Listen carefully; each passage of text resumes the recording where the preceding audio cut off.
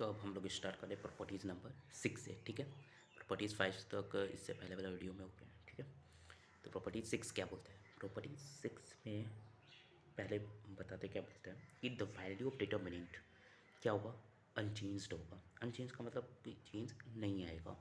ठीक है, by adding to the element of any row और कॉलम के times the corresponding elements of any other row और column.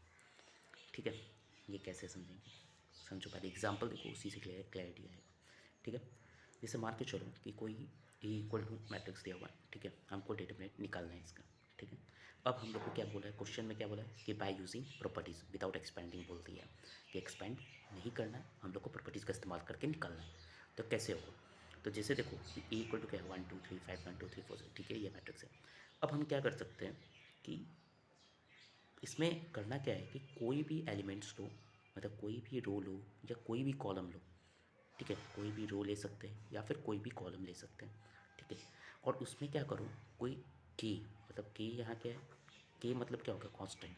कोई भी कांस्टेंट नंबर ले लो, मतलब कि 2 ले लो, 4 ले लो, कोई भी कांस्टेंट ले लो। ठीक है, और पार्टिकुलर रो, मतलब पार्टिकुलर रो या फिर किसी पार्टिकुलर कॉलम को आप मल्टीप्लाई कर सकते हो। किससे? की टाइम से, मतलब कांस्टेंट से मल्टीप्लाई कर दो, और वो जो मल्टीप्लाई करके नंबर आएगा ना, वो किसी पार्टिकुलर रो या कॉलम में आप उसी नंबर को ऐड भी कर सकते हो, मतलब ऐड कर सकते हो। जैसे एग्जांपल कि देखो कि वन पर ये सब नंबर है। ठीक है, अब हम लोग क्या किए कि 3 4 6 को इसी को मान लो के से हम मल्टीप्लाई कर दिए, जैसे कि इस एग्जांपल में किए। के से क्या किया? मल्टीप्लाई कर दिए। ठीक है, ये क्या हो जाएगा? 3 के हो गया, 4 के हो गया, 6 के हो गया। ठीक है, हो गया।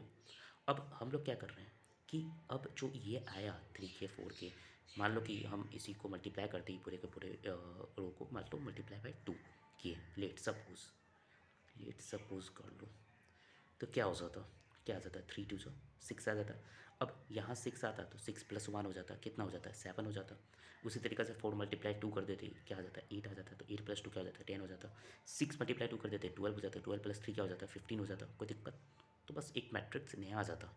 ठीक है, तो इस केस में भी जो ए आपका बना और इसका जो डिटर्मिनेंट आएगा, और इस बी जो न्यू मैट्रिक्स का डिटर्मिनेंट आएगा, उस केस में भी दोनों का डिटर्मिनेंट क्या आएगा? सेम आएगा। मतलब उस दोनों में कोई भी अंतर आने वाला नहीं है।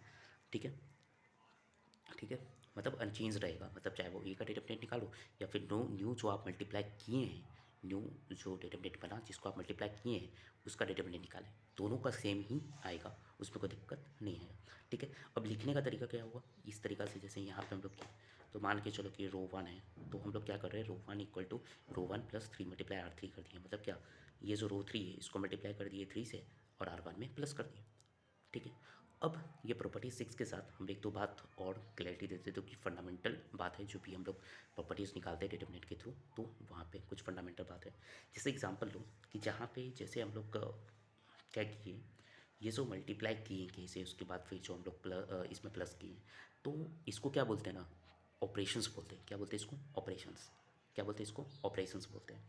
किसी नंबर को मल्टीप्लाई कर देना, किसी रो को मल्टीप्लाई करना, किसी कॉलम को मल्टीप्लाई करना, फिर किसी में ऐड कर देना, किसी को मतलब किसी एलिमेंट को तोड़ देना, मतलब आगे बताएंगे एक और प्रॉपर्टी से, उस पर क्लैरिटी आएगा।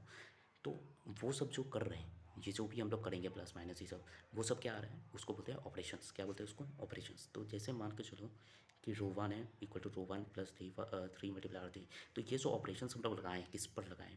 किस कॉलम या किस रो पे लगाएं? तो हम लोग इस ऑपरेशंस को लगाए हैं हम लोग रो 1 पे लगाएं। किस पर लगाएं? रो 1 पे लगाएं, क्योंकि ये चेंज कहाँ हो रहा है? रो 1 में ही हम लोग चेंज कर रहे हैं ना। तो ये जो ऑपरेशंस लगा रो 1 में लगाएं। ठीक है, अब हम लोग क्या बोल सकते हैं कि रो 1 में लगा ऑपरेशन, पहली बात इसको ऑपरेशंस बोलते हैं। ठीक है, अब एक फंडामेंटल बात ये आता है कि एक बार अगर आप किसी रो पे या किसी कॉलम पे ऑपरेशंस लगा चुके हो, तो वापस से उसी रो पे और या उसी कॉलम पे ऑपरेशंस नहीं लगा सकते दोबारा। ये बात ध्यान में रखने वाला है। ठीक है, अब हम जैसे रो 1 में ऑपरेशंस लगा दिए, तो वापस से हम इस पे कोई ऑपरेशंस नहीं लगा सकते। और याद रखिएगा, ये जो हम लोग चेंज कर रहे हैं, चेंज कहाँ हो रहा है वो देखो, रो 1 में चेंज हो रहा है, तो वो आगे लिखो रो 1।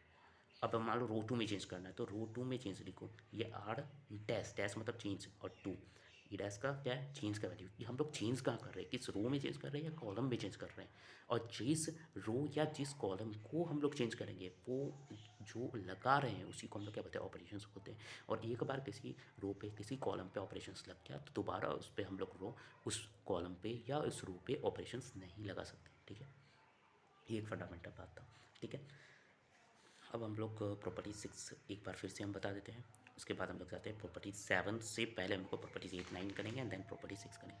मतलब प्रॉपर्टी 6 पहले एक बार समझा देते हैं। देखो हम लोग फिर से बता रहे हैं, क्या बोले मैंने कि कोई भी अगर मैट्रिक्स है और अगर उसका डिटरमिनेंट निकालना है तो अगर हम लोगों को ज़रूरत पड़े तो हम लोग क्या कर सकते हैं, प्रॉपर्टी 6 का इस्तेमाल कर सकते हैं। कैसे कि कोई भी एलिमेंट को, मतलब कोई भी रो या कोई भी कॉलम को पकड़ेंगे, उसमें कोई भी कांस्टेंट से मल्टीप्लाई करके किसी दूसरे रो या कॉलम को हम लोग उसको क्या कर सकते हैं, ऐड कर सकते हैं। लेकिन यहाँ पे जो ऑपरेशंस लगता है वो किसी पार्टिकुलर रो पे या कॉलम पे लगा रहा है, जैसे मान के चलो रो 1 पे लगा जो भी ऑपरेशंस हो। तो बस ये वाला एग्जांपल देखो, समझ में आ जाएगा।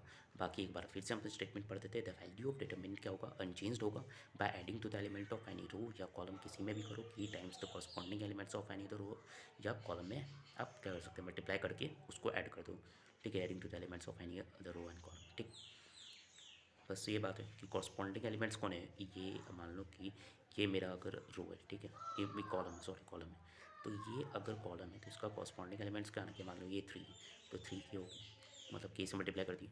अब ये जो इसको हम लोग किस में ऐड किया कर लेंगे, अभी इसमें जाके इसका जो एलिमेंट आएगा वो हम इसमें नहीं ऐड कर सकते, इस पर नहीं कर सकते, हमको कॉरस्पॉन्डिंग में ही करना पड़ेगा। डेट इज़ कॉरस्पॉन्डिंग जो है ये वाले एलिमेंट्स को ही करना पड़ेगा, इसका कॉरस्पॉन्डिंग ये इस पर ही करना होगा, इस पर कॉरस्पॉन्डिंग ये इस पर ही करना पड़ेगा। और यही चीज़ अगर हम चाहें तो हम ये वाला जो रो 2 है इसमें भी कर सकते हैं, ठीक है। रो 1 में, रो 2 में, किसी में भी कर सकते हैं, कोई दिक्कत नहीं। वो हम लोग को डिपेंड करेगा कि हम लोग को प्रूफ क्या करना है, ठीक है। ओके ओके, तो प्रॉपर्टी 6 हो गया। अब हम लोग